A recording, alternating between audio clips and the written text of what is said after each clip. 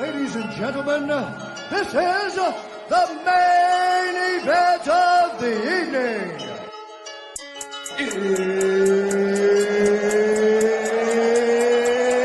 It's time!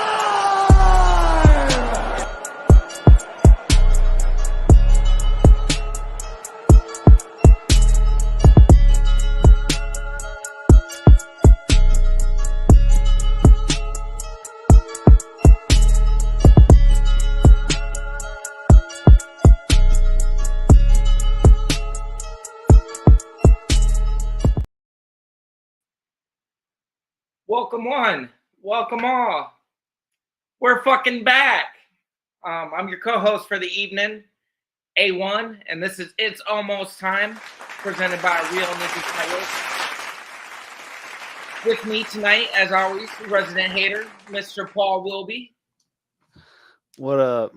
What up, man? A long time no see, it feels like. I feel like it's been like a month. I mean, it's been 3 weeks. Right. But, yeah, we back. We here. And we are hitting y'all with the first ever It's Almost Time review trifecta. That's right. 3 that we're going to go ahead and go over tonight because we so far behind. I'll take the blame for it. I was moving. I don't even remember what happened to me last weekend or the last time we were trying to go. But it's on me. I'll take the brunt of it. Go ahead. Give me the booze. Come on. Where are the booze?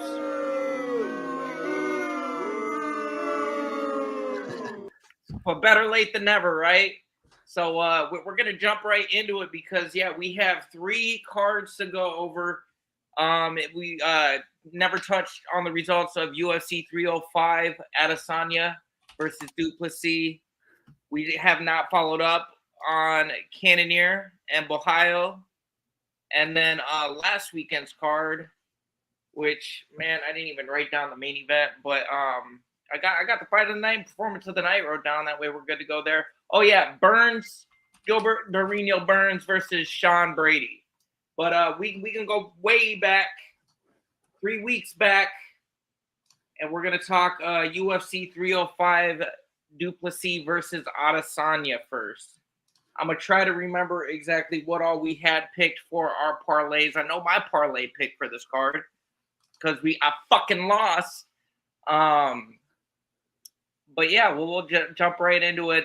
It's going to be kind of a quicker recap. I'm not going to touch on it as much. And plus, some of these fights feel like a lifetime ago. Kicking off UFC 305, we had Stuart Nickel versus Jesus Aguilar. Aguilar with a first-round submission. Let me jump over to my other handy-dandy cheat sheet. And, well, I'm going to try to. Yep. Done close that one out. Give me just a second. Correct. Man, I swear. Man, getting the booze tonight, getting the crickets. Not the best way to start off a 3-week hiatus, but we here, and like I said, we gonna get into this. Where we go? Where is it? Okay, I was like, man, I didn't miss that many cards, but nah, they're showing the road to UFC and some semifinals and stuff like that. But yeah, let's see here. There we go. Aguilar, a guillotine choke first round submission over Stuart Nickel. Next fight, I actually do kind of remember this one because I was kind of impressed. Was Kenan Song versus Ricky Glenn. Song with the unanimous decision victory, looked very dominant in doing so. Hats off to him. None of those are fight of the night or performance of the night. Next up, we had Alex Reyes versus Tom Nolan. Also ended in a decision. Unanimous decision win for Nolan. Next up.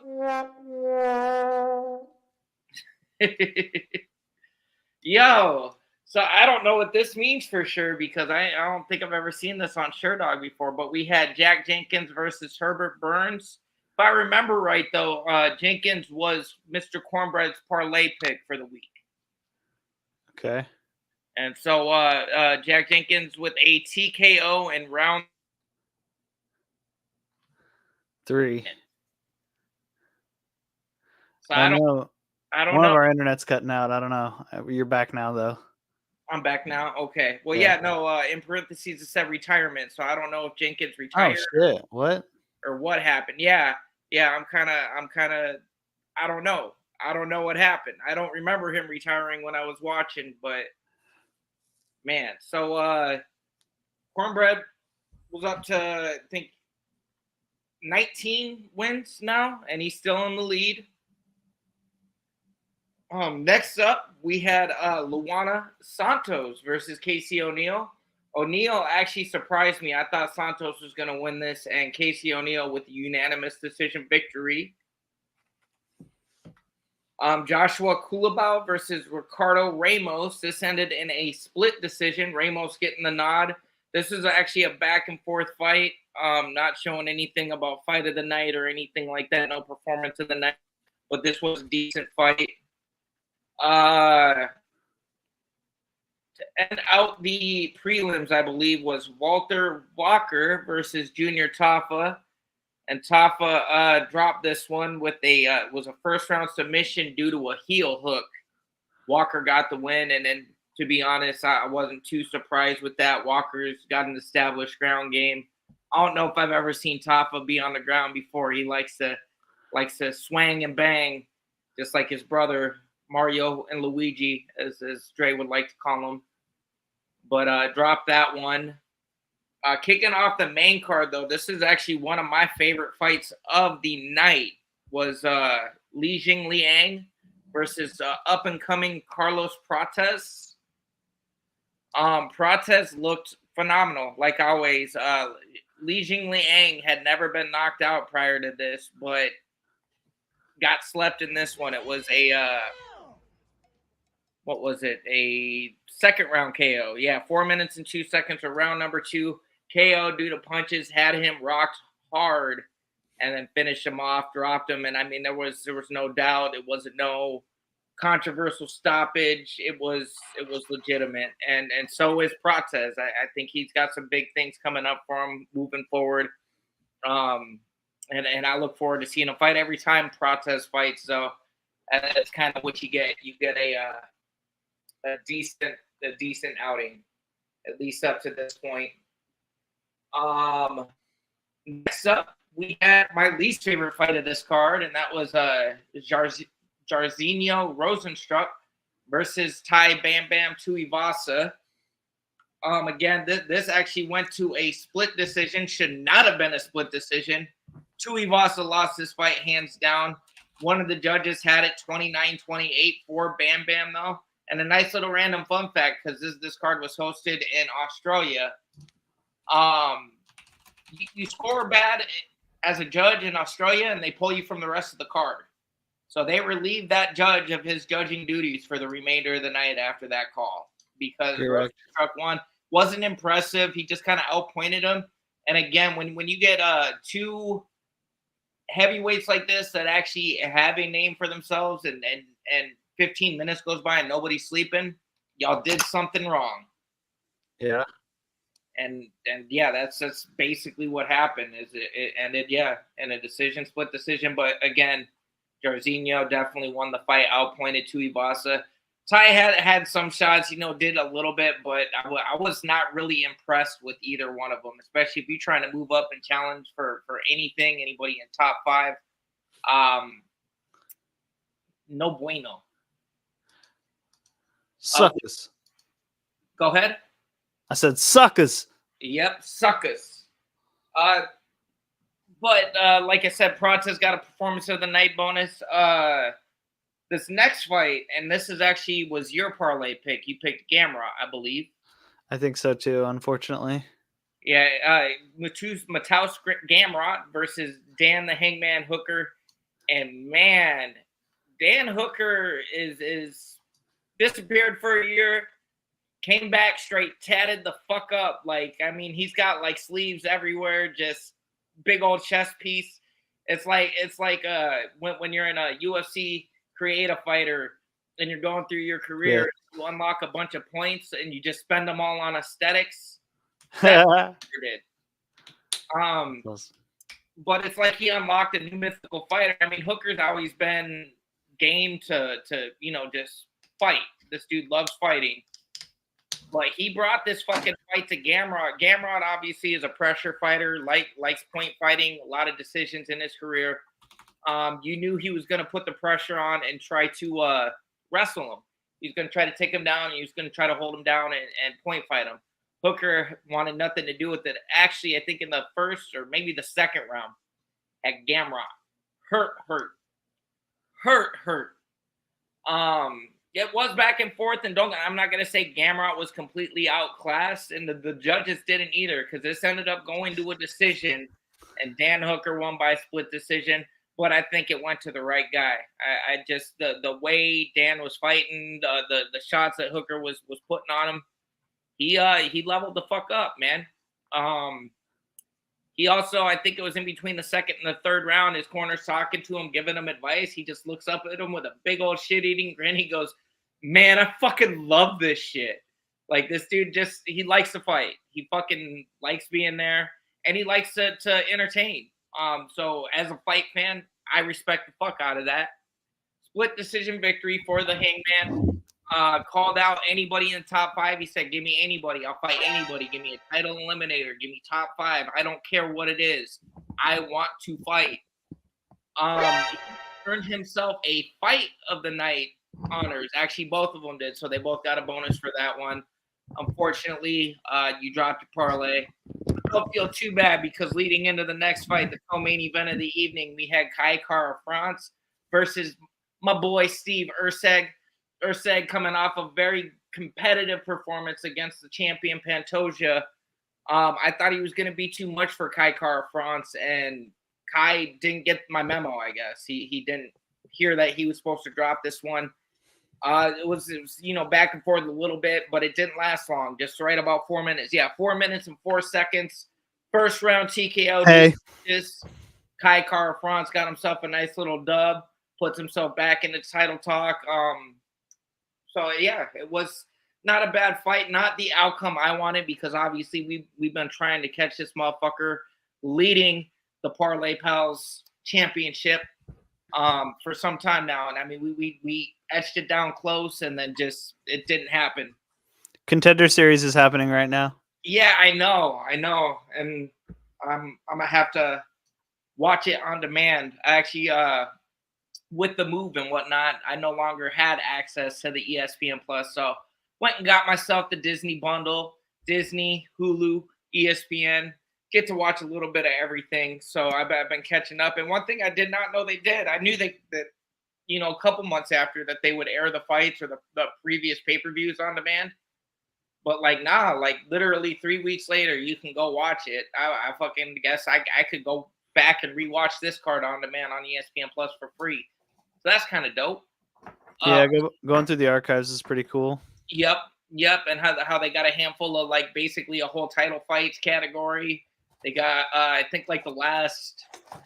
I think they went back as far pay-per-view wise as 286 or 288 or something like that. So you got a handful of fucking pay-per-views. Maybe I was thinking of Fight Pass. On Fight Pass, they have I think every fight that's happened that they have on TV. Yep, Fight Pass will do that. I don't know when or how soon after the pay-per-view runs that they upload those onto Fight Pass. But I was that there was that many pay-per-views available through ESPN Plus. I'm not complaining though, because who doesn't like to watch fights? I think Fight Pass kind of sucks, honestly. I think UFC Fight Pass should just be a category on ESPN Plus. I think you're right. With all the UFC content. Yeah, but UFC, they want to get all the money they can, so that they got it separate. I think it's an extra $10 a month or something. That's whatever. They get no money out of me.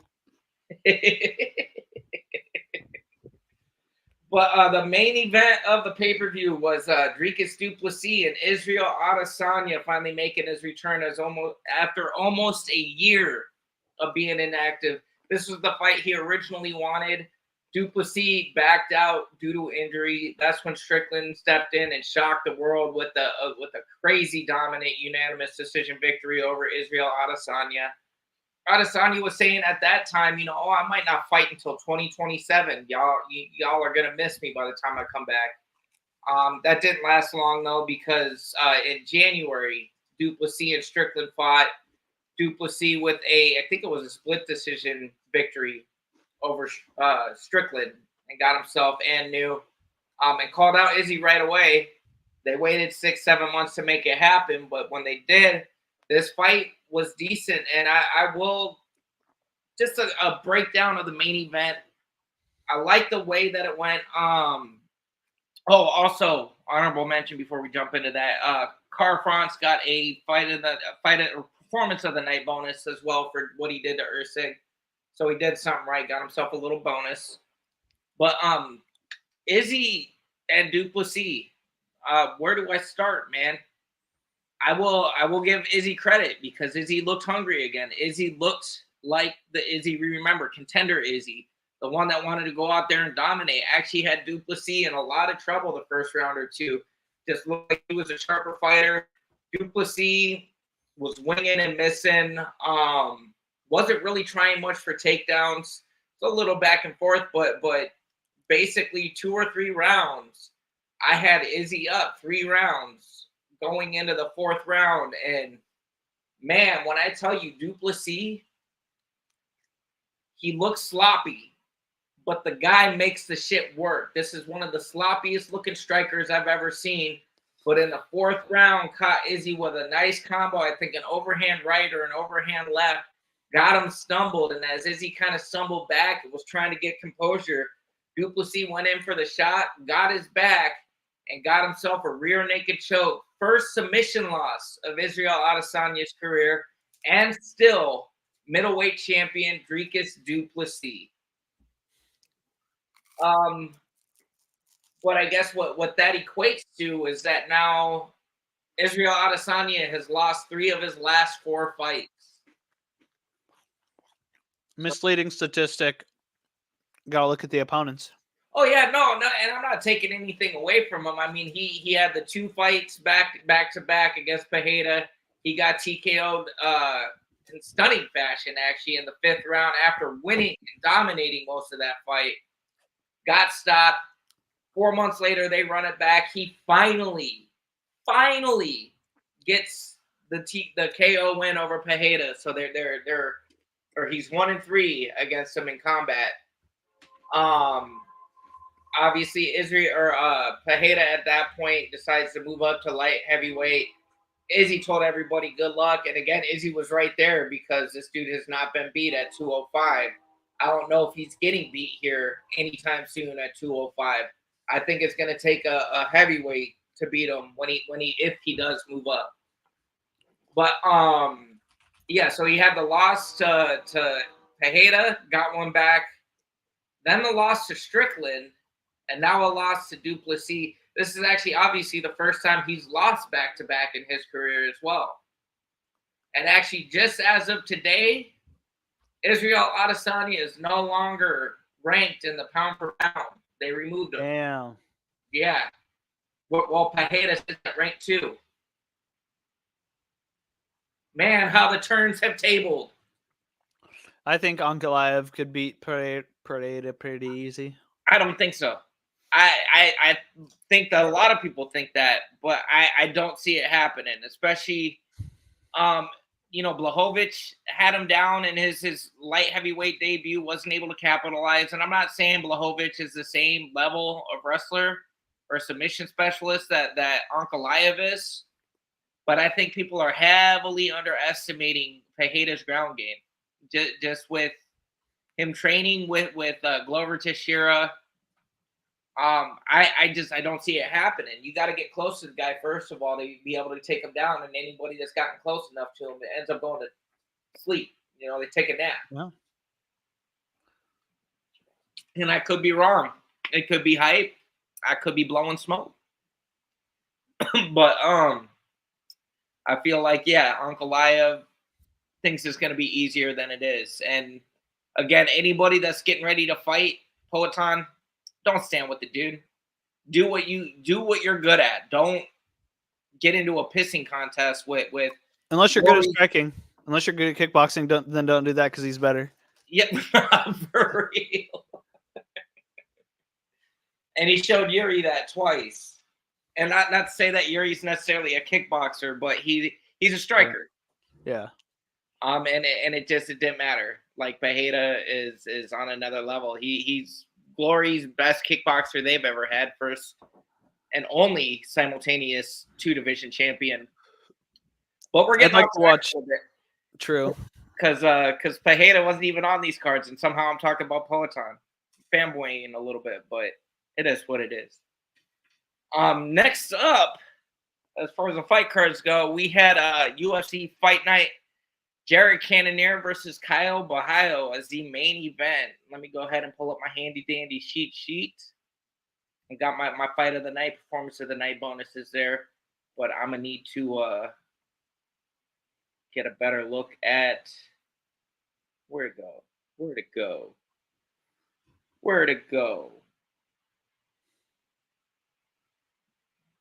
Oh, I was like, none of these fights have happened. It took me away from where I needed to be. There we go. So Cannonier versus Bahayo. Kicking off that fight card in the prelims, we had Kong Wang versus Victoria Leonardo. Long Wang. And Wang with a first round KO over Victoria Leonardo. This was a flyweight match, and let me tell you, this is like one of them. It didn't take very long, 1 minute and 2 seconds. As soon as she connected clean, Leonardo went to sleep. Wang, actually, she was kind of pissed, and in her post-fight, she goes, "What the hell am I doing on the prelims, yet alone a fight night card? Y'all need to be putting me on the UFC pay-per-view main cards. So I'm too good for these bitches." And she might be, because she made it light work of Leonardo. No performance of the night bonus, but she should have gotten it because it was, again, very impressive. Let me take a quick look too. Who were the I think actually this card, I feel like everybody dropped their parlay on this card. Or maybe we all got the notch. I don't remember. Hold on. Yeah, I think we all won on this one. Now that I think about it, and let me double check on the. Let me go back into the chat. This is where I can pull this up. This is also the Cannonier card. Yeah, the Cannonier card. Because I know Dre had Bahayo for his parlay pick. Let me see here. Man, we do a lot of talking and bullshitting.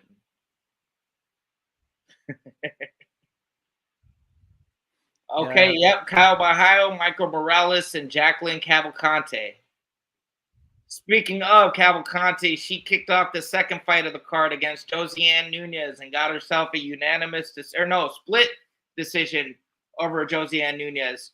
And I might have been a little biased because I was pulling for Cavalcante, but I feel like that it went to the right person. She was more active, had more octagon control, and yeah, there wasn't a whole lot Nunez was doing. Josiane, and I'm not saying she's done, but she might be getting kind of closer to on her way out, or just there's a new generation coming in that's a little bit better than she is. So, yeah, Cavalcante split decision victory.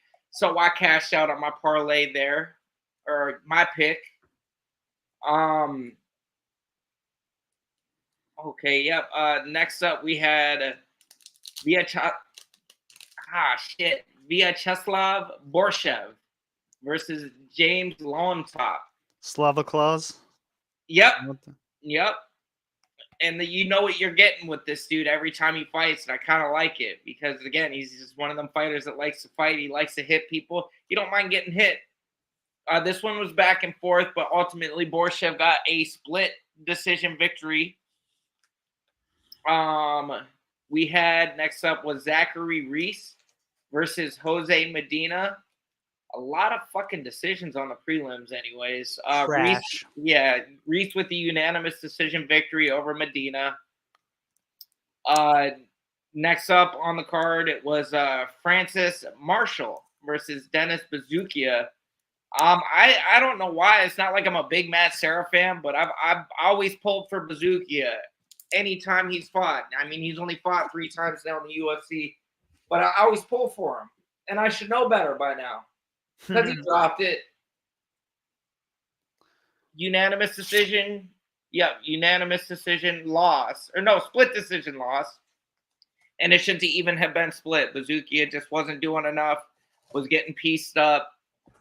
So shout out to Francis Marshall. Francis the Fire Marshal, if I believe. If I'm right on the nickname, it sounds about right. The upset of the fucking night, man. Gerald GM3 Mearshart versus Edmund Shabazian. And any casual that has watched in the last few years probably only knows Gerald Mearshart because of Hamzat Shemaev and sleeping him with one shot. Like, put this motherfucker to sleep in like 30 seconds. First time he touched it slumped. Yep. Shabazian was heavily favored in this fight too. I think like plus or minus 300 or minus 400 favorite to win. And actually, Mearshart was almost out, I think, in the second round. Or no, in the first round, almost had him out. And Mearshart did enough to kind of get through it, survived. Second round, 4 minutes and 12 seconds, got a Shabazian submission, arm triangle choke. Would have put him to sleep. He had no choice but to tap. So Mearshart with a big upset. Moving forward, I believe this was the beginning of the main card. We had Michael Morales versus Neil Magny. And Morales is on the same page as Prates. These guys are the real deal. I would hate to be in that division and have to fight Morales because at this point that you're going to need to test him more. Neil Magny's kind of always been a gatekeeper. It's to kind of test the up and comers to see if they're ready. And boy, you're going to get a ranking spot out of it because Neil's 12. Yeah. So Morales is probably 11 now. Because he beat Magny and he made it look easy. Magny tried to pull guard or take him to the ground, and Morales said, no, get back up here so I can sleep you. I made light work of it. 4 minutes and 39 seconds, TKO, Michael Morales by punches. So we cashed out on the second of the 3 picks for the Fight Night parlays. Not bad, especially after the weekend before. With I think 2 out of the 3 hit or something like that. But let me see here. Okay, next up was Myron Santos versus Keon Ofle. Second round KO win by Santos due to punches. I kind of remember this, but I don't. I've had so much going on, man. Like I said, I feel like even that Izzy pay-per-view was fucking 3 months ago. But Santos with a unanimous, or no, not unanimous, but KO due to punches. Oh, okay. Performance of the night. I missed both Michael Morales and Gerald Mearshart got performance of the night bonuses. Co-main event of the, or no, I'm skipping one. There was a Ryan Loder versus Robert Valentine. Second round KO by Loder due to elbows. This one was actually pretty brutal. Co-main event was Tabitha Hichi versus Angela Hill. And I had this one picked all wrong. I know Angela Hill, her prior fight, looked really fucking good. Actually got one of her first ever decisions. Or no, one of her first ever finishes. I was going to say, no way, bro. Yeah, no. Bilal Muhammad. If you go, actually, it looks like the last time, that's why she, hold on. What's going on? Okay, yeah, last time she had a TKO was back in January of 2020. She had beat Hannah Siffers by elbows and punches. But yeah, I think this was her first submission, or her first submission win ever was back in May against Luana Pinheiro, Brazilian Halle Berry. But yeah, she fought Tabitha Hichi and lost a unanimous decision over 3 rounds. And honestly, if it would have gone 5, I don't think she would have been able to do much to right the ship. I was pulling for Angela, but I had it wrong. Shout out to TiiiME for doing what she did. And then the main event of the evening was Caio, the natural Bahaio, versus Jared Cannonier. And this actually ended up getting fight of the night honors. It was back and forth, and for the first 3.5, 4 rounds, it was a very evenly matched fight. Cannonier actually looked like he was getting the better of Bahaio at some points. I knew though, and I was telling I think my pops, if this goes to a decision and it's close, they're gonna give it to Bahaio because Cannonier's kind of been in here for a while. They've really been pushing Caio, and for good reason. The dude is good. He's charismatic. He sells some fucking tickets. But that 5th round basically put a stamp on it because Bahaio just overwhelmed Cannonier with punches. Actually had him rocked and dropped to the point to where they probably could have stopped the fight. But the ref, knowing Cannonier as well as they did, they let him fight through it. He survived. Unanimous decision victory, though, for Caio Bahaio and fight of the night bonuses. So last weekend, or not this last weekend, the weekend before, all 3 parlay picks hit. And this is why you fuck with the parlay pals, because a lot of times we know what we're talking about. As long as we're betting with our brain and not our heart. We're not allowed to do that half the time. Pick a fighter. Yeah, you're not allowed to pick fucking over-unders. Not allowed to make smart bets. You got to pick a fighter. Yeah, well, and that's for the entertainment purpose of the parlay pals. You're right. But and actually, yeah, last weekend there might be an asterisk if I end up pulling away and I win the parlay pals championship, and it's by 1, Andre's gonna be salt because this is the second card now. Our mans did not make a parlay pick. We actually didn't even make a parlay pick until the main card started last weekend. Just got busy doing shit, and we forgot to lock it in. So I hit up the group, and I said, hey, boys, it's parlay time. Parlay, boys. Yes. Parlay, boys. And so I said, pick your parlays. I said, by the way, I'm taking Sean Brady. And the resident hater in true hater fashion, he goes, hey, I don't know if this is allowed,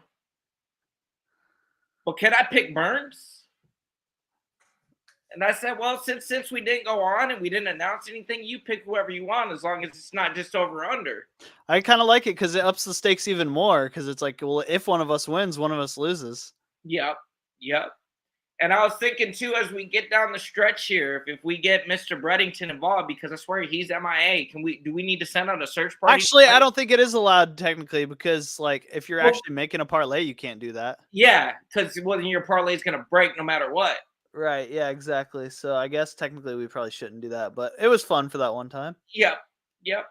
And I'm thinking as we come down this final stretch, what we can do to up the ante to where it can be anybody's championship to win.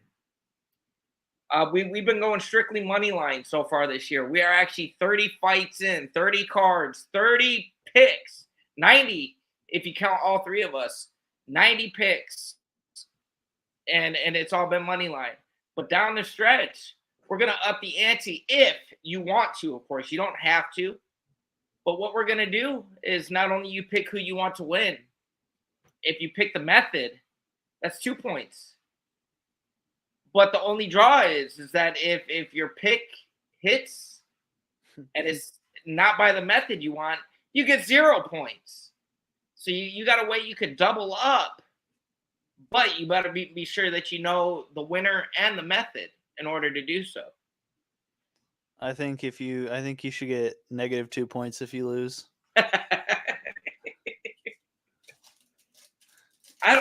Double the risk, double the reward, double the punishment. But if you're a fighter and you win, you don't lose a notch if you lose your next fight. I was talking about the current fight, not like betting. I guess I don't understand what you mean. Well, no, that like what I'm saying, like obviously, so if you pick hypothetically, if I were to have picked Brady by decision and it hit, I would get 2 points. Yeah. But if let's say I picked Brady by submission and he won by the decision, you get the 0 points. Yeah. You don't get nothing tallied in. Yeah, but like that's just like a normal loss. Every loss is 0 points. So I think you should be more punished for going for double.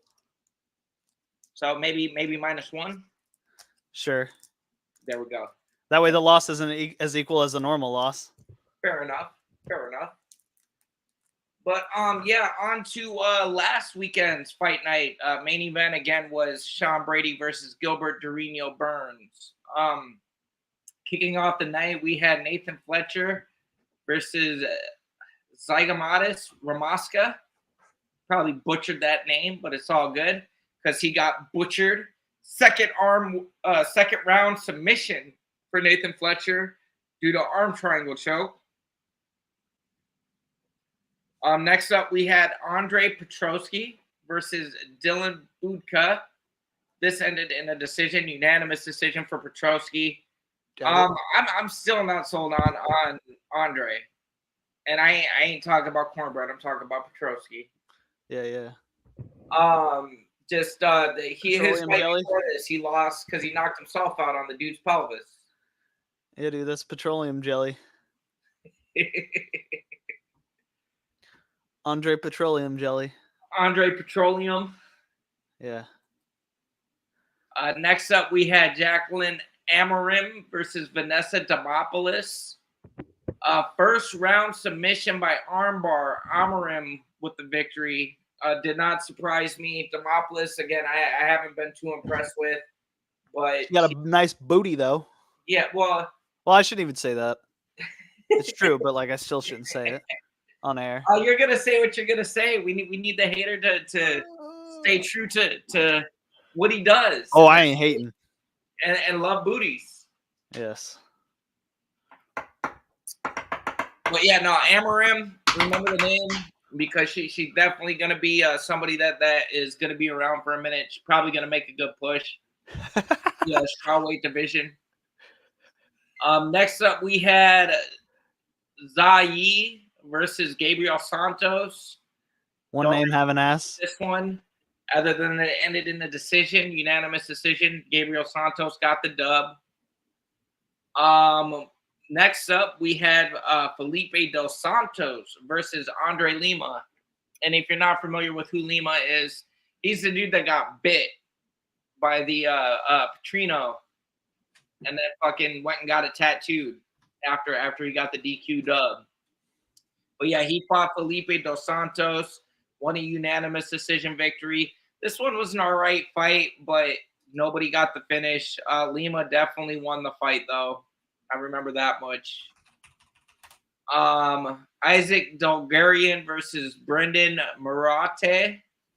This ended in a submission the second round due to arm triangle choke. Is that the second one of the night? So 3 submissions so far over 6 fights. The rest of them decisions. But Chris Padilla said, "Hey, hold my shoes. I'm gonna go get me a KO over Zahu Wrong." Man, I'm butchering these fucking names. I'm gonna have to get back to form here before we go live next weekend.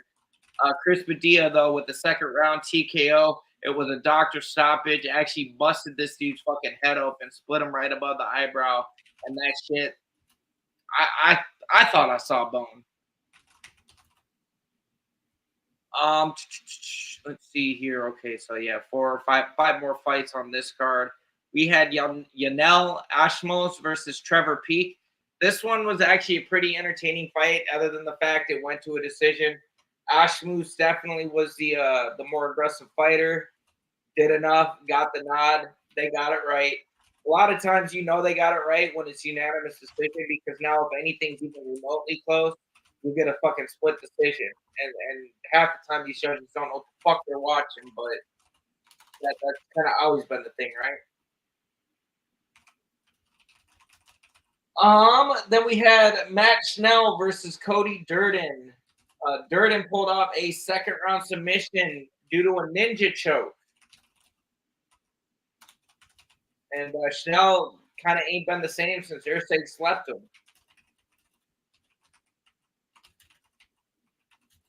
Next up, we had Steve Garcia versus Kyle Nelson. This is actually one of my favorite fights of the night, and for good reason. I mean, Steve Garcia looked really fucking good. It didn't last even 4 minutes. Yeah, right about at the 4-minute mark of round one. TKO due to elbows and punches. Had him hurt. Fucking did not let up. And yeah, got himself a dub and a performance of the night bonus. So $50K. Co-main event of the evening was actually my favorite fucking fight of the night, and it was Natalia Silva versus Jessica Andrade. Andrade has had a lot of ups and downs, and for as long as we've been watching Jessica fight, I thought she was getting kind of closer towards the end of her career. This girl's only 32, man. That's crazy. Yeah, I forgot how young she was when she debuted or when she got in and started doing her thing. Natalia Silva, though, is no fucking slouch either. This was fucking back and forth, though. And personally, I gave the slight edge to Silva after, like, when it went to a decision.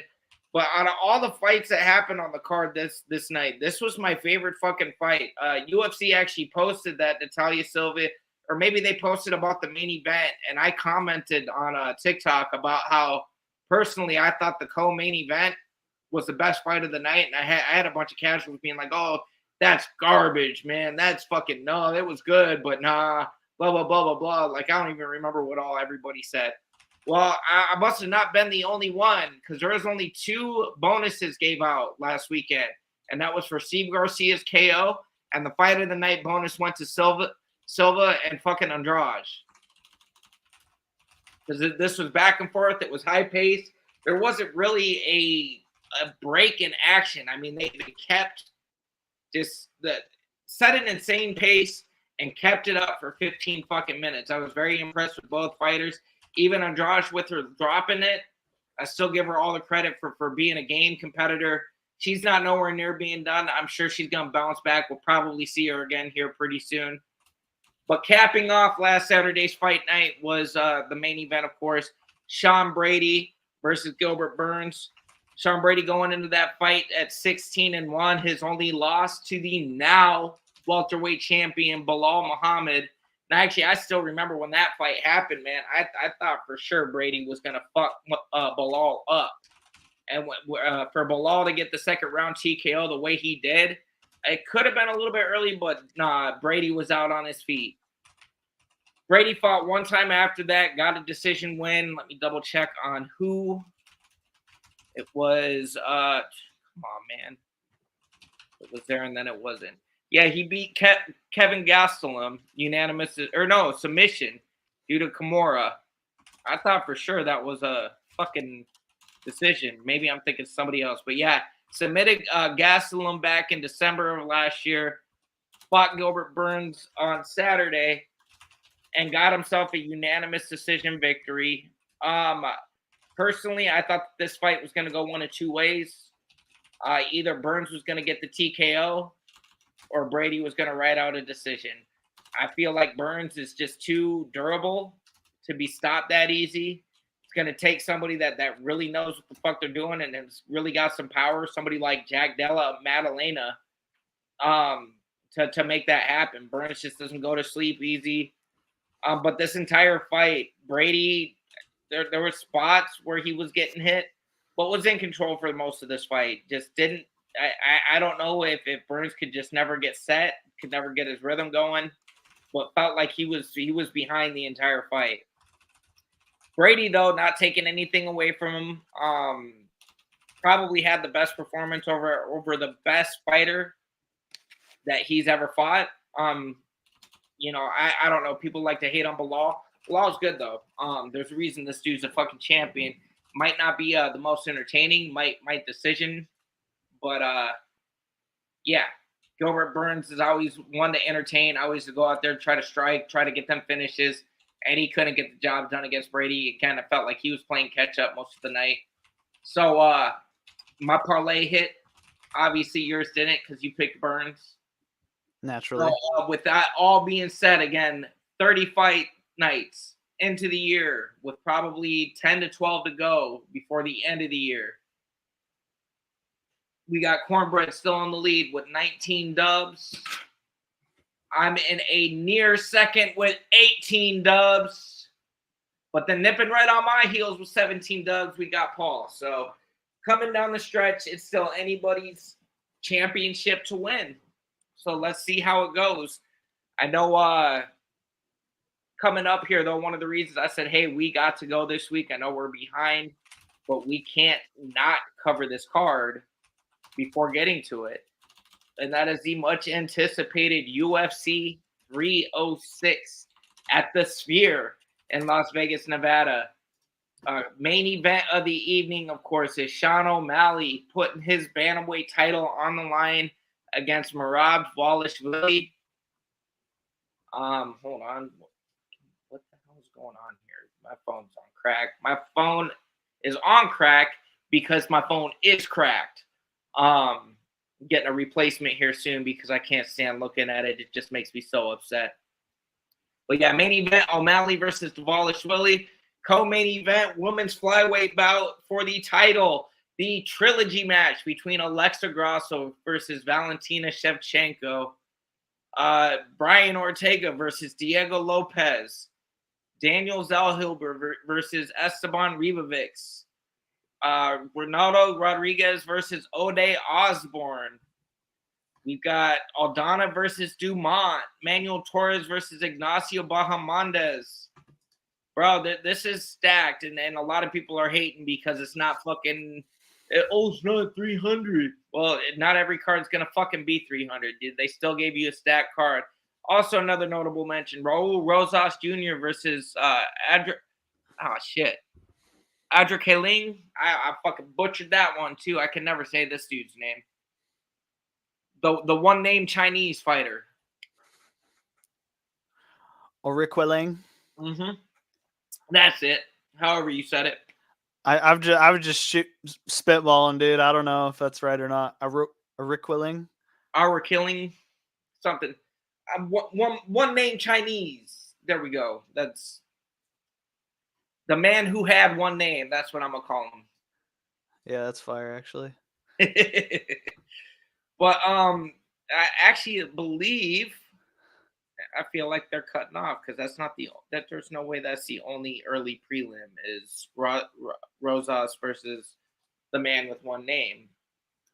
But I'm gonna go ahead and I'm gonna say it for him just so he doesn't get dinged again for not picking. He's got two sons fighting, but I'm picking the OG son for him. So locking in Cornbread's Parlay Pals pick for UFC 306. Let's lock in Raul Rosas Jr. I'm Betty Spaghetti. Wait, haven't Grasso and Shevchenko already fought twice, or is this the third? Yeah, twice. This is the trilogy fight. The first fight, Grasso won by I think a 4th round submission, rear naked choke. Caught Valentina trying to do a spin kick, grabbed her back and took her down. Got the mount and got the rear naked choke. Literally turned Valentina into a tomato head looking bitch until she tapped. The rematch, though, was a fucking robbery. Valentina pieced Grasso up for at minimal 3 rounds. The first round and the 4th round, I could see going to Grasso. But other than that, it was Valentina's fight. Almost had a submission in the 2nd round. Really good pressure, really good pace for that entire fight. And it was a majority split or a split draw. Motherfucker, dude. Because one judge gave the fight to Grasso, one gave it to Shevchenko, and one had it as a draw. So they called it a majority draw. Weird. Shevchenko won that fight. And I was watching the UFC countdown just leading up to it. I like both of these girls, man. I love Grasso. I love what she's done. I kind of like how she came out. She shocked everybody by beating Valentina the first time. The second fight, though, there's no way. I saw it on her face after that fight happened that she was upset when they called it a split or a draw until she realized she got to keep her belt, and then she was okay with it. And Valentina was like, "Hey, let's run this back." And Gross was like, "Oh, I don't know. I have to talk to my man." I knew right then and there that she knew that she lost. But this whole lead up and them talking on Countdown, Grasso's claiming that she knows that she won that fight. And I'm like, no, the fact that she's delusional about what happened in that second fight, I think Valentina's coming for blood this time. I really think Shevchenko's about to fuck her up. That's crazy. Both of the main and co-main events are both minus money, basically even. Oh shit. You're right. Yep. Well, at least on the website, anyways. I'm not on any betting site right now, but Yeah, same. I'm on UFC. Yeah, UFC got O'Malley at minus 118 to DVALISHVILI's minus 102. And then you've got Grasso at minus 112 and Valentina at minus 108. Both at minus money's, damn, that's as even as it gets pretty much. Yep, and plus you stack those and it actually gives you pretty decent odds as far as a parlay. I don't know where Rosas is sitting because they're not showing it. I guarantee you that Rosas is probably heavily favored. Probably gave him another can. But yeah, who you picking? Yeah, I don't know. I haven't even considered that yet. These bunch of fucking nerds.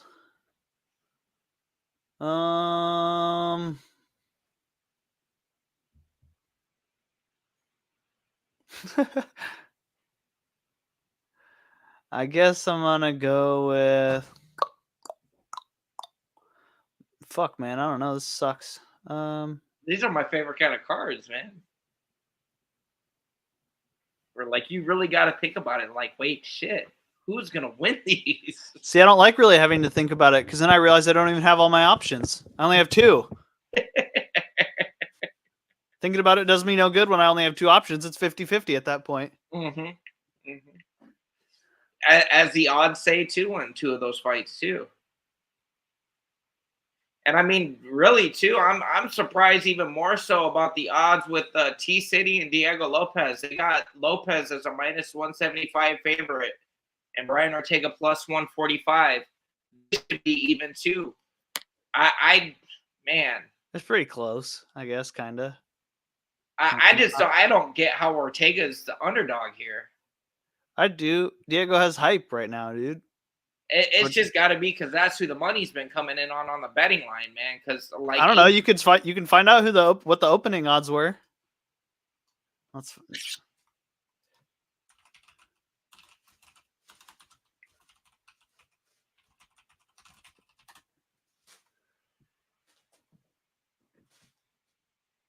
Ortega opened as a plus 110.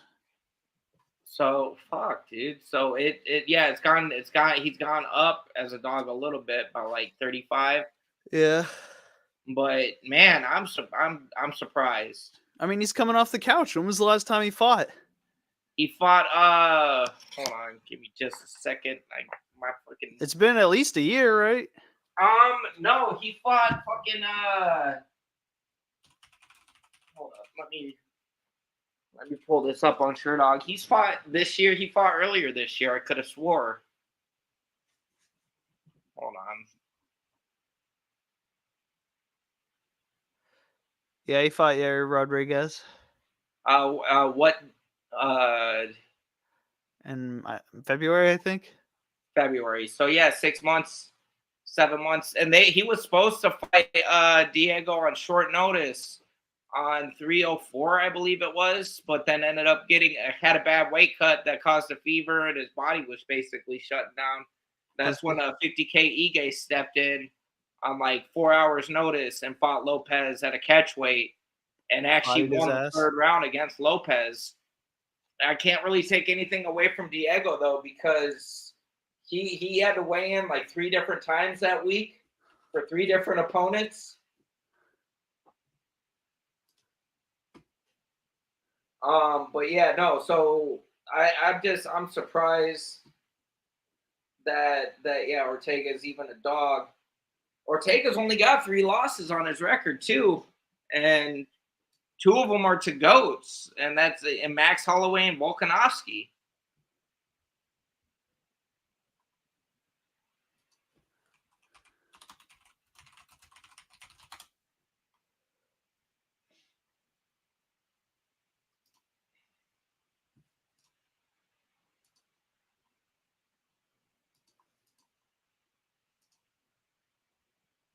Man, since you're pondering it, I'm gonna go ahead and lock mine in. Give me Valentina. Oh, my bad. I thought I already said. Whoops. Nope. I think I'm gonna go with Marab. Marab, huh? Yeah. I think you're throwing your pick away, but it's all good. Well, it's crazy how you read my mind. I was just thinking, I wonder what A1 thinks of this pick. Just kidding. That's not what was crossing my mind.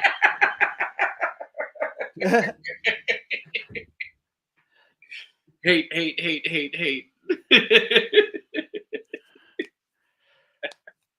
That was good. You got me, man. Fuck.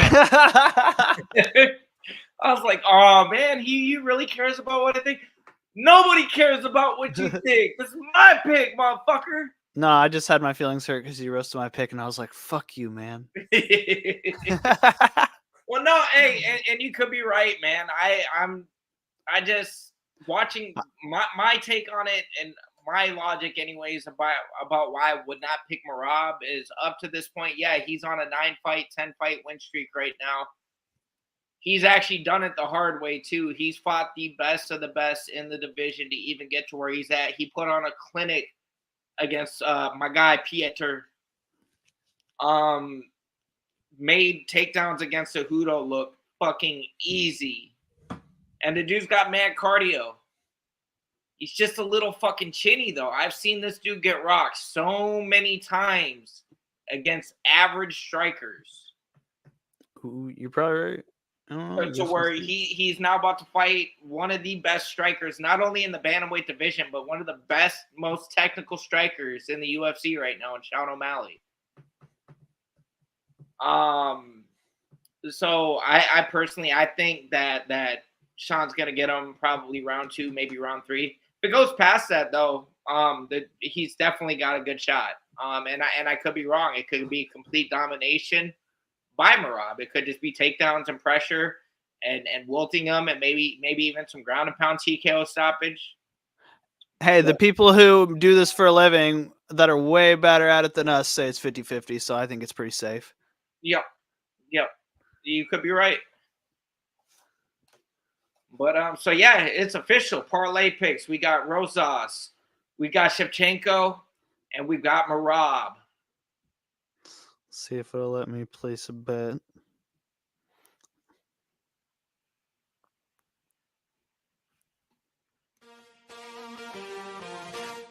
Parlay boys. Parlay boys. Why you sound like Ben Steins here?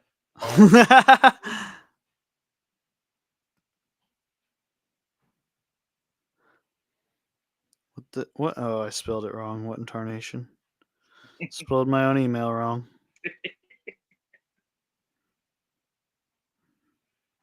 Hey, we did pretty decent. Under an hour to cover 3 cards and the upcoming cards. 4 cards in an hour. Decent. You don't get that on other streaming platforms or with other stream or podcasters about fights. Oh my God, Rosas is minus 850, dude. I told you. A Rick Willing is fucked. What's oh yeah, Lopez. Man, I almost want to lock Lopez in for cornbread. It's too late, dude. It's too late. So what's the final stats then for all 3?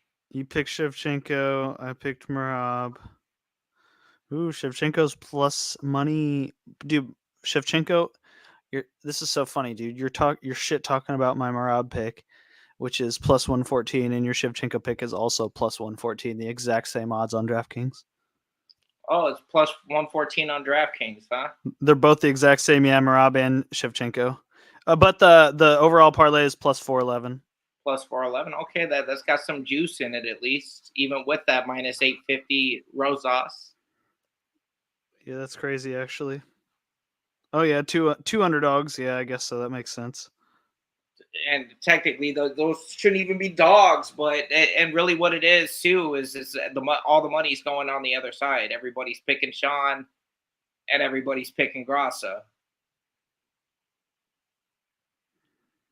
I don't know. I feel like Valentina got a vendetta. She knows she won that last fight, and I think she's gonna come out and try to dominate and really put a stamp on it. So yeah, I'm team Valentina. Might be getting myself too behind again with that pick, but I'll take it. Man, all right. Bro, we gotta hurry. I need to get to Walmart before they close, and I need to get ice cream. Hey, well then on that note, we locked in our picks. We talked 4 fucking cards. What more do you want from us, internet? But on that note, I am A1 again with me, resident hater Paul, and this has been It's Almost Time. We'll see y'all Sunday night after the card. We will be coming back to talk this one. Again, we kind of got a new format where we are probably only going to be joining you the week before and the week after pay-per-views. We're going to figure out the fight nights in between, and we're just going to cover all the cards on that one right after. But we'll still be there with you, at least till we get settled in, get some stuff figured out, and then we can be back more often. But we'll still keep you up to date on everything that is UFC and UFC fight nights. So y'all have a good night. Like, subscribe, and beat the shit out of that subscribe button. Come on. We need y'all. Fuck yeah, dude. Y'all have a good night, though. Yeah, peace out, gang. This is the main event of the evening.